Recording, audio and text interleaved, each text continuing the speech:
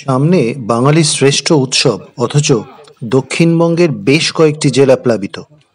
তাদের ন্যূনতম প্রয়োজনীয় সামগ্রীগুলোও তারা পাচ্ছে না। চারিদিকে শুধু জল আর জল।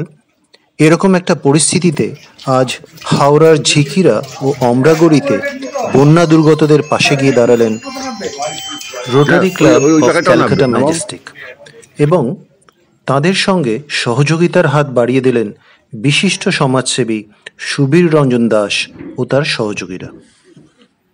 আমি তো এর আগেও একবার এসেছিলাম। বাবা কি জল হয়েছিল!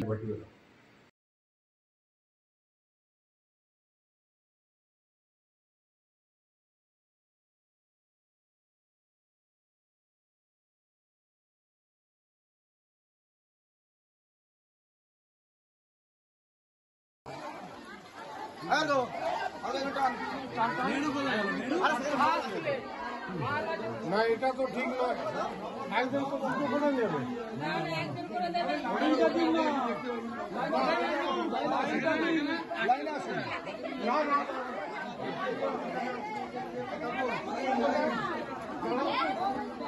কোথায় তো গাড়ি?